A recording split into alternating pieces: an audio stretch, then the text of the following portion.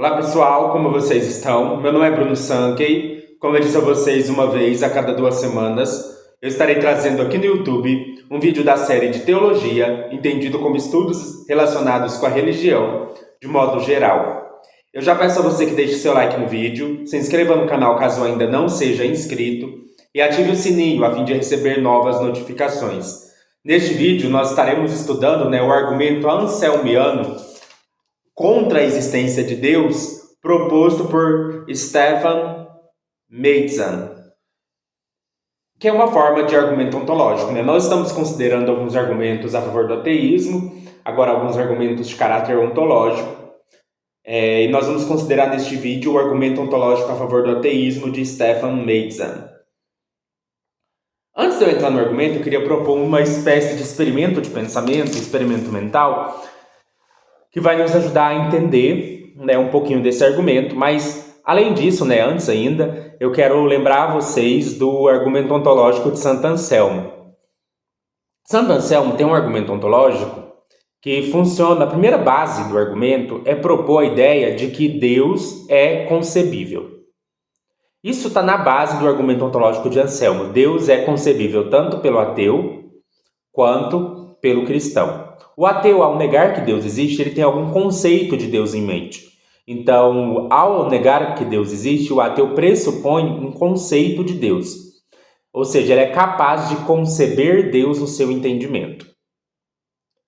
Acontece, que a partir desse pressuposto, ou seja, de que até mesmo o ateu é capaz de ter um conceito de Deus, o Santo Anselmo busca mostrar que isso cria uma contradição no próprio pensamento do ateu. Porque o que é Deus, na definição anselmiana? Deus, ele é o maior ser concebível. Ele é o maior que você pode pensar, do qual não se pode pensar nada maior. E maior aqui tem um sentido ontológico, ele é o ser mais perfeito, ele é o ser ontologicamente mais bem realizado. Ele é o ser com perfeições no nível máximo, de máxima grandeza. Então aqui é maior em sentido ontológico. Ou seja, alguém que tem realizada as suas perfeições ontológicas de maneira máxima. Só que, se esse é o conceito de Deus, Deus ele não pode existir só no entendimento. Porque pensa o seguinte, o que é maior do ponto de vista ontológico? Aquilo que existe só no entendimento, mas não existe na realidade, ou aquilo que existe tanto no entendimento quanto na realidade? Do ponto de vista ontológico, o ser que existe tanto no entendimento quanto na realidade é maior do que um ser que existe só no entendimento. Porque a própria existência, do ponto de vista medieval, ela é uma perfeição ontológica. Porque ao existir você realiza certas perfeições ontológicas. Então existir é um bem. Um ser, na medida em que ele é bom, do ponto de vista metafísico. Portanto, um ser que existe tanto no entendimento quanto na realidade é ontologicamente superior a um ser que existe só no entendimento. Portanto, quando o ateu diz que Deus não existe, ele está se autocontradizendo. Porque ele está dizendo assim que o ser do qual nada maior pode ser concebido não existe. Não, mas eu consigo conceber um ser maior do que este. Eu consigo conceber um ser que existe tanto no entendimento quanto na realidade. Se um ser que existe tanto no entendimento quanto na realidade é maior do que um ser que existe só no entendimento, e Deus, portanto, ele precisa ser o ser que existe tanto no entendimento quanto na realidade. Mas aí, quando o ateu diz Deus não existe, ele está se autocontradizendo. Porque Deus, por definição, precisa ser um ser que existe tanto no entendimento quanto na realidade. Já que o ser que existe tanto no entendimento quanto na realidade é o maior ser concebível. Dizer que Deus não existe é dizer que um ser que existe tanto no entendimento quanto na realidade não existe na realidade. O que é uma patente contradição. Mas para a gente pensar um pouco sobre esse argumento, agora eu vou para o experimento mental que eu falei para vocês. O que é nossas faculdades cognitivas são capazes de conceber? Será que nós somos seres com ilimitadas capacidades cognitivas, capazes de conceber o maior ser concebível? Vamos pensar o seguinte, Primeiro comecemos pensando num cachorro. Um cachorro, do ponto de vista cognitivo, ele é inferior a nós, né, cognitivamente. Ou seja, um cachorro ele tem mais limitações cognitivas do que eu, Sankey, tenho. Então, se um cachorro pudesse falar e um cachorro dissesse assim, né, eu perguntasse para o cachorro qual que é o maior ser concebível, talvez esse cachorro, dentro dos limites de suas faculdades cognitivas, ele, sei lá, o maior ser concebível para ele é um cachorrão, sei lá. Eu estou dando esses exemplos, né, só para a gente pensar um pouco. Quando a gente olhasse para um cachorro dizendo que o maior ser concebível é um cachorrão, só de exemplo, a gente ia rir, né? A gente ia falar, não, cara, o maior ser concebível é um ser de intelecto puro. Aí o cachorro ia perguntar para mim, intelecto puro? O que é intelecto? Eu não tenho intelecto, eu nem sei o que é isso. Eu não consigo nem conceber o intelecto, porque está acima das minhas faculdades cognitivas conseguir sequer conceber a existência de um intelecto. O que exatamente é o intelecto?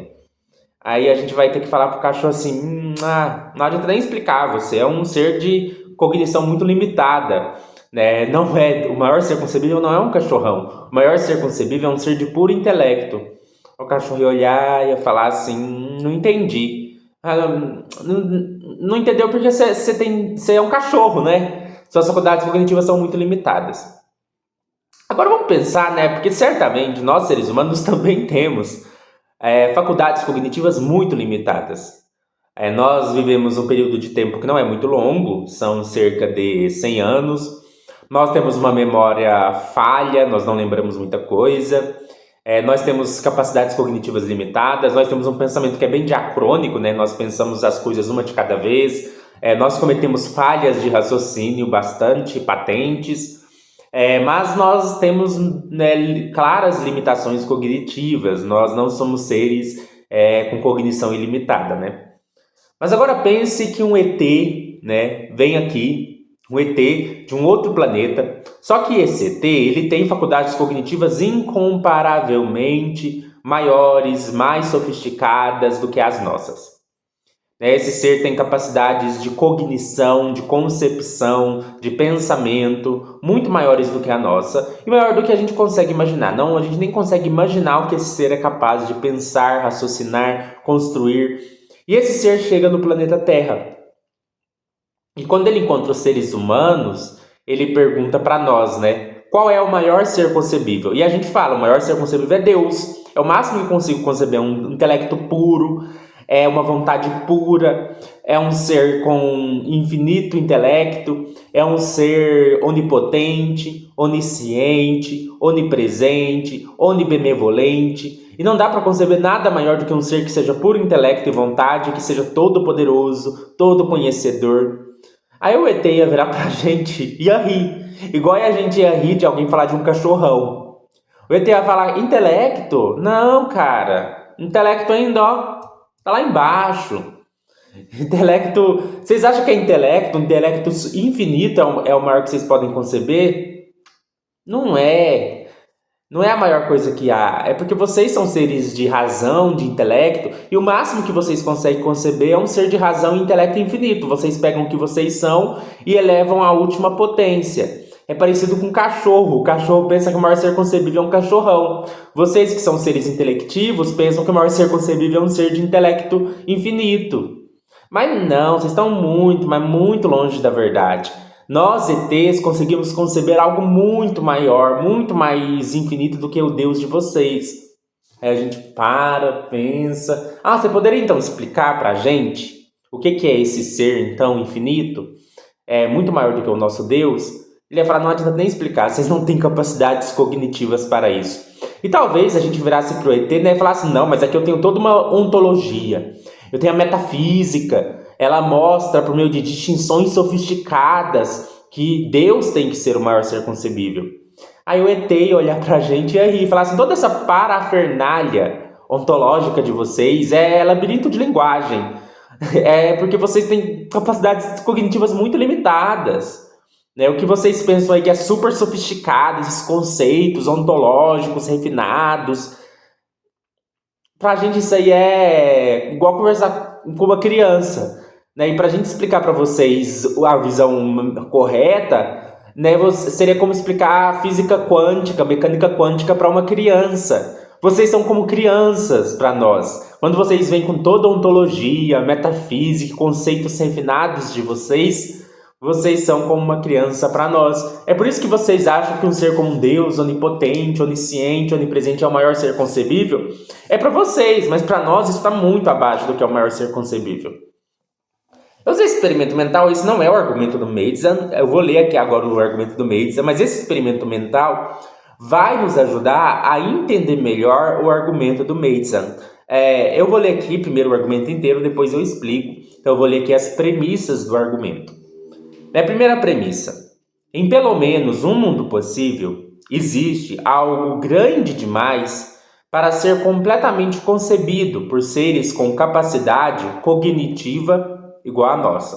Segunda premissa: sem qualquer mundo possível, o que quer que seja pelo menos tão grande quanto algo que possa ser completamente concebido por seres com capacidade cognitiva como a nossa, é ele mesmo grande demais para ser concebido por nossas faculdades cognitivas.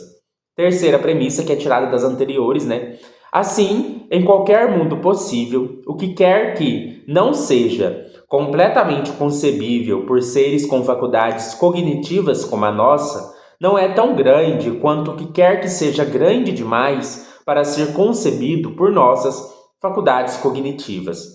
Quarto, logo, se Deus realmente existe, mas não é grande demais para ser completamente concebível por seres com capacidades cognitivas como a nossa, então Deus realmente existe. Deixa eu ler de novo esse quarto, Logo, se Deus realmente existe, mas não é grande demais para ser completamente concebível por seres com capacidades cognitivas como a nossa, então Deus realmente existe e não é tão grande quanto pelo menos uma coisa em pelo menos um mundo possível. Quinto, contudo, se Deus existe, então sua grandeza é maior do que tudo em qualquer mundo possível. Sexto, logo, não é o caso que Deus realmente exista e não seja tão grande quanto o que quer que possa ser concebido por seres com faculdades cognitivas como a nossa. Sétimo, portanto, se Deus realmente existe, então Deus é tão grande que não pode ser concebido por seres com faculdades cognitivas como a nossa. Conclusão, Deus não pode ser concebido por nós. Eu li, claro que só lendo vocês não vão provavelmente entender o argumento. Por isso agora eu vou explicá-lo para tentar clarificar aqui para a gente o que esse argumento pretende dizer. Primeiro, esse argumento usa uma linguagem anselmiana, Um ser, Anselmo propôs no Proslogium esse argumento ontológico, que eu já expliquei para vocês no início do vídeo, e ele parte, da ideia do ser maior concebível, do ser do qual não pode ser concebido nada maior. No entanto, refinamentos do argumento ontológico passaram a adotar uma linguagem modal, que é a linguagem de mundos possíveis. O que são mundos possíveis? São outras realidades que a gente consegue conceber, no qual as coisas poderiam ser diferentes do que são no nosso mundo. Então, mundos possíveis são outras possibilidades de configurações totais de existência, distintas do nosso mundo real. Então poderia, por exemplo, existir um mundo onde eu sou um dragão dourado, onde existem dragões dourados, ou onde existam unicórnios, sei lá. Vamos pensar em um outro mundo possível, não é o nosso mundo. E nesse mundo possível tem um tipo de ET. Vamos imaginar que tem uma criatura, um alien, alguma coisa nesse mundo possível. É outro mundo possível, não é o nosso. Só que esse alien, ele tem as mesmas capacidades, ou pelo menos capacidades cognitivas similares à nossa. Então, eles sabem fazer matemática, eles sabem fazer geometria, eles estudam física, eles têm um conhecimento, uma capacidade de conhecimento semelhante à nossa. Isso significa que quando alguém pergunta para eles o que é o maior que eles podem conceber, provavelmente vai ser muito parecido com a nossa ideia de Deus. O maior que eles podem conceber é um ser onipotente, onisciente, onipresente, toda essa noção que a gente usa aqui no nosso mundo. No entanto, como eu disse para vocês, talvez esses seres só consigam conceber isso porque eles têm faculdades cognitivas limitadas. Se eles tivessem faculdades cognitivas muito mais sofisticadas, talvez eles conseguissem conceber um ser ainda maior. Agora, vamos supor que existe nesse mundo realmente um ser muito maior. Esse ser eu não vou conseguir falar para vocês como ele é, eu só posso dizer que é um ser que está muito além do que nossas capacidades cognitivas são capazes de conceber. E esse aqui é bem radical, né? Não é naquele sentido de teologia negativa, né? Porque muita gente acha assim, a gente não consegue conceber Deus diretamente, mas nós conseguimos conceber Deus indiretamente, negando certas coisas, né? Nós podemos dizer que Deus não é material, nós podemos dizer que Deus não é finito. Então Deus é a negação daquilo que a gente conhece. Nesse caso, né, esse ser que existe nesse mundo possível, nem assim é possível conhecê-lo, né? Porque ele está muito, mas muito além das nossas faculdades cognitivas. Então, mesmo uma negação de um conceito nem sequer se aproxima do que ele é. Então, mesmo se eu negar o conceito de finito e falar que esse ser é infinito, nem essa noção de infinito é capaz de capturar a grandeza desse ser. Ele é um ser que é muito, mas muito, muito maior do que nossas finitas capacidades cognitivas são capazes de pensar. Portanto, esse ser é um ser que não dá nem para pensar nele. Não dá para pensar nele. Não é que não dá, porque, por exemplo, mesmo por uma via negativa, daria até para eu dizer que Deus é infinito, imortal, mas esse ser que existe nesse mundo possível, os nossos conceitos nem sequer chegam perto de capturar o que ele é, e nem a negativa desses conceitos é capaz de capturar o que ele é, porque ele está muito, mas muito além do que as capacidades cognitivas dos seres desse mundo. E ele existe nesse mundo possível. Não sei que ser é esse, mas é um ser que transcende toda a nossa capacidade de até mesmo pensar ou concebê-lo. Então, nesse mundo possível, existem seres com capacidades cognitivas iguais à nossa, mas também existe um ser que é muito maior do que esses seres com capacidade cognitiva igual à nossa é capaz de conceber. Só que isso cria um problema, porque o que vai acontecer?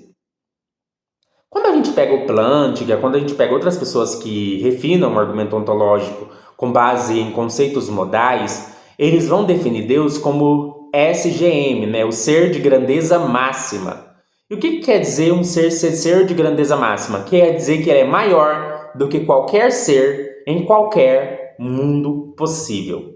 Aí vira um problemão. Porque se a gente definir Deus como o ser maior que nós podemos conceber, e de fato existe em um mundo possível um ser muito maior do que aquilo que a gente consegue conceber, então Deus não é o ser de máxima grandeza, porque ele não é maior do que todos os seres em todos os mundos possíveis. Existe pelo menos um mundo possível em que existe um ser que é maior do que o nosso Deus, do que o Deus que a gente concebe. Se existe um mundo possível onde existe um ser que é maior do que o Deus que a gente é capaz de conceber, então o Deus que a gente é capaz de conceber não é Deus. É uma contradição, né? Porque eu estarei dizendo assim, o maior ser concebível é Deus, o Deus que é onipotente, onisciente, onipresente, nananã. Só que não, né? Não pode ser. Porque existe algum mundo possível em que existe um ser que é muito maior do que qualquer coisa que nós sejamos capazes de conceber. E, portanto, esse ser é maior do que o nosso conceito de Deus. O que a gente pode fazer diante disso, né? Dizer, né, a consequência seria dizer que, então, Deus não pode ser o ser maior do que a gente concebe. Melhor dizendo, né, Deus não pode ser o maior ser concebível. Deus tem que ser maior ainda do que o maior ser que a gente concebe. Por isso, né, eu tinha lido, né, a premissa número 6, que diz assim: logo, não é o caso que Deus realmente exista e não seja tão grande quanto quer que possa ser concebido por seres com faculdades cognitivas como a nossa. O que a gente deveria fazer? Nós deveríamos dizer que Deus, na verdade, não é o Deus que a gente concebe ou é capaz de conceber. O verdadeiro Deus é aquele Deus que supera todos os seres em todos os mundos possíveis. Ou seja, ele precisa estar muito, mas muito além do que nossas faculdades cognitivas é capaz de conceber. No entanto, se Deus está muito, mas muito além do que nossas faculdades cognitivas são capazes de conceber, nós temos a premissa número 7. Portanto, se Deus realmente existe, então Deus é tão grande que não pode ser concebido por seres com faculdades cognitivas como a nossa. No entanto, se Deus não pode ser concebido por seres com faculdades cognitivas como a nossa, Deus não pode ser concebido por nós. Nós não somos capazes de ter um conceito de Deus. Isso é um problemão, porque a primeira premissa do argumento de Anselmo é que o ateu tem no entendimento um conceito de Deus. E todo o argumento do Anselmo só funciona porque ele é uma refutação ao absurdo, um reductio ad absurdum, é uma redução ao absurdo. Né? O que o Anselmo quer mostrar com seu argumento ontológico é que o ateu tem um conceito de Deus na sua cabeça, mas esse conceito de Deus se autocontraduz. Mas o que o argumento que nós acabamos de ver do Madison mostra é que nós não temos um conceito de Deus. Nós não somos capazes de ter um conceito de Deus. Se nós não somos capazes de ter um conceito de Deus, resta 3 opções. Né? Aqui vai ser um trilema. Nós temos 3 opções. Né? Nós poderíamos adotar uma espécie de misticismo total. Não somos capazes de ter um conceito de Deus. Não somos capazes de pensar Deus, mas podemos nos relacionar com Deus de maneira mística, mesmo não tendo qualquer conceito dele. Uma segunda possibilidade seria adotar um anti-anselmianismo radical. O anti-anselmianismo radical seria negar a definição de Deus como ser de máxima grandeza. Só que se a gente nega a definição de Deus como ser de máxima grandeza, a palavra Deus, né, vai se tornar uma coisa que a gente nem sabe o que é. Uma terceira opção é o ateísmo, ou seja, simplesmente abandonar a crença em Deus. Vamos pensar cada uma dessas opções. Primeiro, o misticismo total. O misticismo, para se relacionar com o divino, precisa ter pelo menos um conceito mínimo de Deus. Para eu ter uma relação mística com um ser, eu preciso ter pelo menos, um conceito mínimo de Deus. Mas nós vimos que se Deus está muito além do que nossas capacidades cognitivas são capazes de conceber, não conseguimos nem mesmo ter um conceito mínimo de Deus que seja suficiente para que haja uma espécie de misticismo total. Uma segunda opção seria adotar, como eu disse, o anti-anselmianismo radical, que consistiria em pegar o conceito de Deus e abandonar o conceito de Deus como ser de máxima grandeza e adotar algum outro conceito de Deus. Só que isso é um problema, porque aí nós estaremos tornando a palavra Deus um conceito vazio. Né? Se Deus não é o ser de máxima grandeza, o que é Deus? E a terceira opção é o ateísmo. Aqui a gente deve tomar cuidado, né? Porque o ateísmo clássico, se a gente simplesmente negar o conceito de Deus, a gente estaria dizendo que o conceito de Deus pode ser concebido para ser negado. O ateísmo aqui vai ser mais radical do que isso. O ateísmo aqui é a ideia de que o conceito de Deus não pode nem sequer ser pensado. Pensar ou conceber o conceito de Deus é pensar num círculo quadrado. É um conceito vazio de sentido e de conteúdo. Então o ateísmo, aqui esse argumento nos leva a um ateísmo muito forte.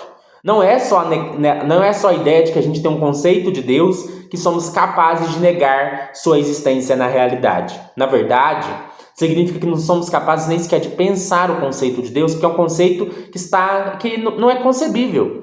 É igual círculo quadrado. O círculo quadrado é uma coisa inconcebível.